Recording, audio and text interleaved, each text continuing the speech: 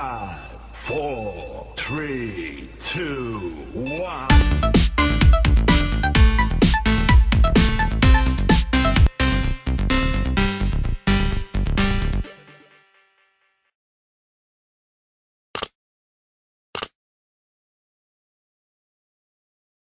Assalamualaikum warahmatullahi wabarakatuh. Bertemu kembali dengan agenda belajar kita. Kali ini agenda belajar kita akan melanjutkan tentang pembahasan kesebangunan pada segitiga. Ini yang akan kita bahas adalah bentuk soal variasi seperti ini, ya. Bisa dikatakan variasi kupu-kupu. Kemudian untuk KD dan IPK-nya sama seperti pertemuan-pertemuan sebelumnya. Nah, dan untuk materi prasyaratnya ini ada 3 bab: garis dan sudut, perbandingan senilai, persamaan linear satu variabel. Ini akan menyokong ke pemahaman kita karena ada keterkaitan dengan bab yang akan kita pelajari ini. Nah, yang saya akan ulas dan saya ingatkan itu garis dan sudut, terutama pada garis sejajar seperti ini, kemudian dipotong oleh suatu garis, maka akan ada hubungan dua sudut, ya. Di sini ada sudut saling sehadap, ya. Posisi sudut saling sehadap ini contohnya A1 dengan B1. Nah, ini sehadap, ya. Sehadap itu artinya menghadap arah yang sama. Nah, ini dengan ini menghadap arah yang sama. Kemudian A4 dengan B4 juga menghadap arah yang sama. Ini sehadap juga. B2 dengan A2 ini sehadap juga. A3 dengan B3 juga sehadap. Dan sifatnya kalau sehadap itu sama besar. Kemudian ada juga hubungan sudut saling berseberangan. Nah, berseberangan ini ada dua jenis, ada berseberangan dalam dan ada berseberangan luar. Berseberangan dalam berarti memasangkan sudut yang ada di dalam.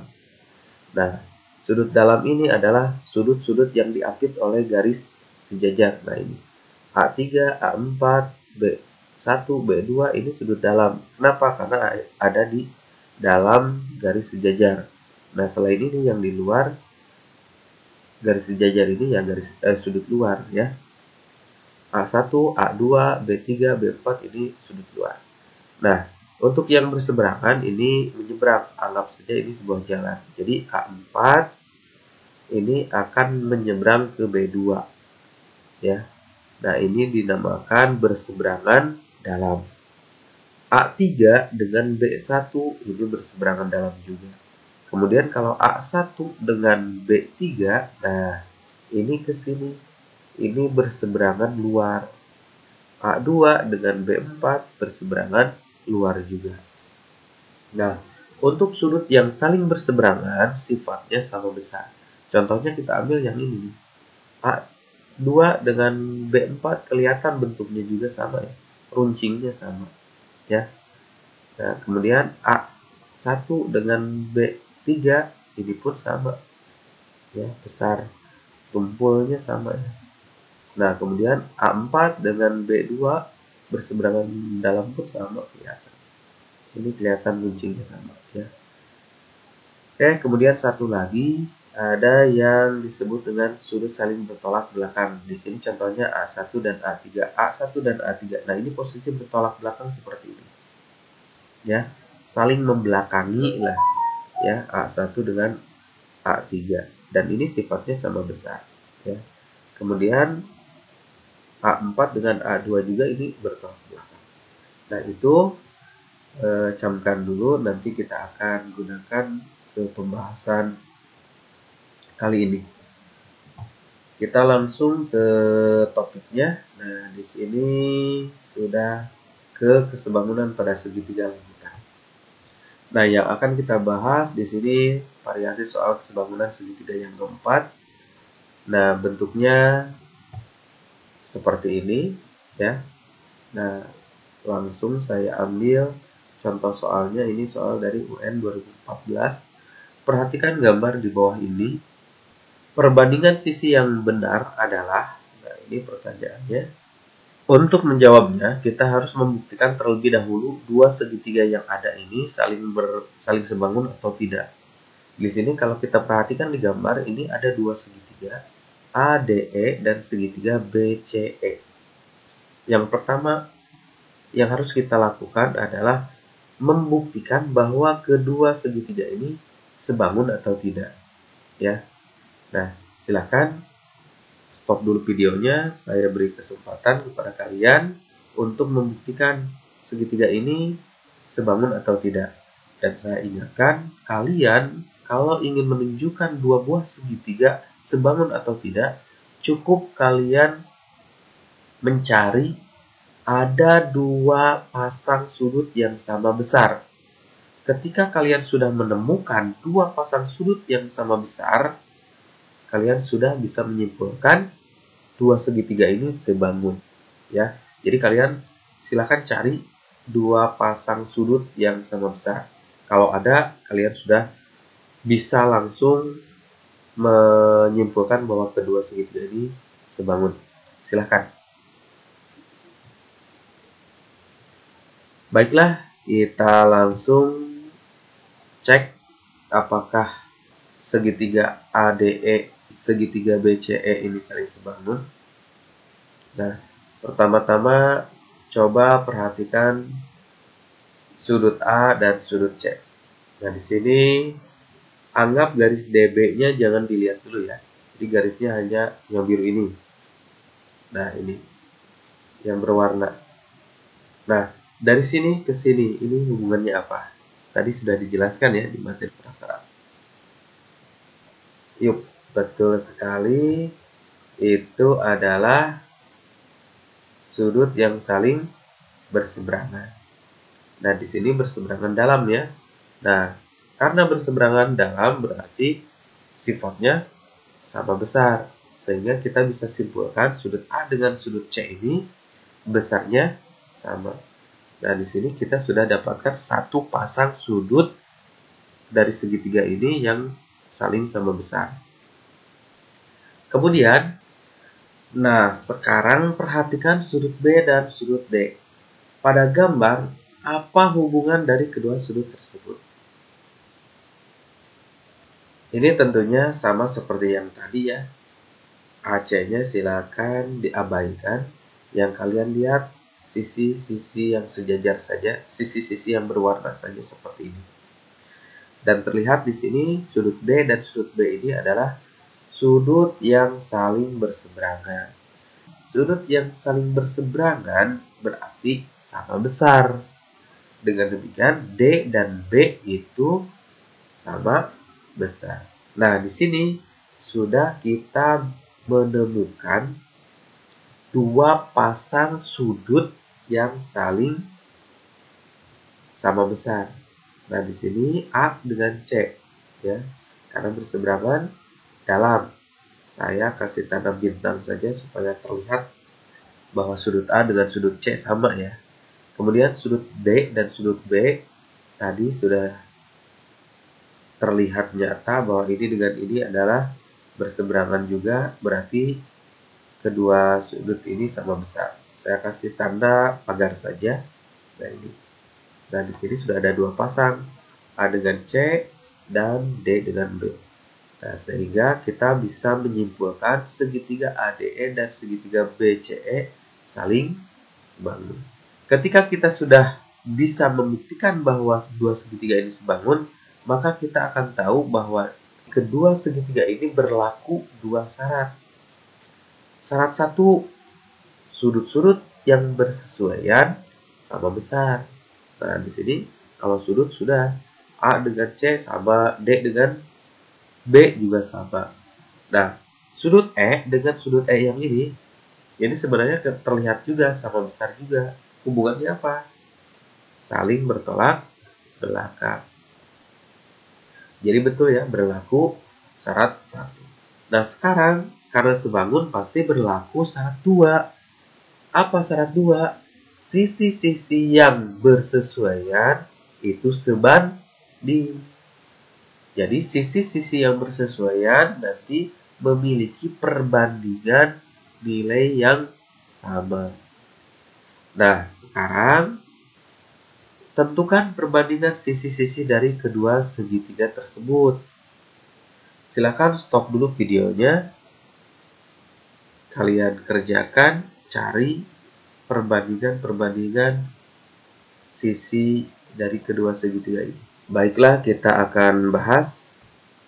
Nah, perbandingan sisi-sisi dari kedua segitiga tersebut adalah, nah ini, AD. Nah, ini AD ini bersesuaian dengan sisi yang mana di sini? Nah, kita lihat ciri-cirinya. AD itu adalah sisi yang diapit oleh sudut bintang dan pagar. Maka akan bersesuaian dengan sisi yang diapit oleh sudut bintang dan pagar juga di sini. Siapa? Bintang dan pagar di sini adalah BC. Jadi AD pasangannya dengan BC. Kemudian sisi AE, nah ini sisi yang diapit oleh sudut bintang dengan sudut yang tidak dikasih tanda, maka akan bersesuaian juga dengan sisi yang diapit oleh bintang dan tidak dikasih tanda. Siapa di sini? Nah, bintang tidak dikasih tanda ini berarti CE. Nah, AE pasangannya dengan CE. Selanjutnya DE, ini sisi yang diapit oleh sudut pagar dan yang tidak diberi tanda. Siapa di sini? Yaitu BE. Nah, seperti ini. Nah, ini perbandingan ini kita peroleh ketika membandingkan segitiga ADE dengan BCE. Nah, kalau kita membandingkannya terbalik dari BCE ke ADE, maka ini pun dibalik. Ya, asalnya AD per BC jadi BC per AD. AE per CE jadi CE per AE. Dibalik saja ya. Pembilang jadi penyebut, penyebut jadi pembilang. DE per BE jadi BE per DE. Nah, seperti ini. Nah, untuk menghafalnya ya supaya kalian bisa dengan mudah nanti, tapi dengan catatan bentuk soal seperti ini, kemudian AD dan BC sudah kita ketahui sejajar. Ya, catatannya ini sejajar. Kalau sejajar, sudah kita buktikan bahwa dua segitiga ini sebangun. Perbandingannya, cara menentukan perbandingannya. Nah, cara mengingatnya seperti ini. Sisi yang sejajar itu bersesuaian, berarti AD dengan BC. Kemudian AE bersesuaiannya dengan yang mana? Ternyata AE lurus ke sini bersesuaian. Nah, ini cara menghafalnya. AE lurus ke sini. Jadi CE. DE pun sama, pasangannya apa? BE. Ya. Nah, dengan begitu kita bisa langsung menjawabnya. Kita satu persatu kita cek. Untuk yang A, AE bersesuaian dengan EC. Nah, ini betul ya. AE EC. Nah, ini lurus ke sini. Ini betul. Kemudian kita lanjut AD. Nah, ini AD ini pasti dengan yang sejajar, yaitu BC. Dan di sini betul. Sudah jelas jawabannya yang A. Nah, untuk BCDE kita lihat juga salahnya di mana ya? AE di sini AC harusnya CE. Nah, yang B salah di sini. Yang C AD BC. Nah, ini betul ya. Nah, kita lihat yang DE-nya. DE EC. Nah, ini salah. DE ini bukan ke EC tapi lurus ke sini. DE BE. Nah, ini salahnya di sini untuk yang C. Untuk yang D, BC. Nah, ini dari segitiga kanan ya. Arahnya BC AD. Nah, ini betul. Kemudian AC. Nah, ini sudah tidak sesuai ya. Kita perbandingkan kan sisi-sisinya. Ini AC ini bukan sisi segitiga. Ya, udah salah di sini. Nah, jadi D-nya salahnya di sini. Nah, itu. Dan untuk lebih jelasnya, saya berikan satu contoh soal lagi untuk hitungannya. Pada gambar di samping diketahui PT dan SR sejajar. Nah, ini tanda sejajar ya. Nah, tentukan panjang PT. Nah, di sini ada pilihannya. Silakan stop dulu videonya untuk kalian coba mengerjakan. Dimulai dari sekarang.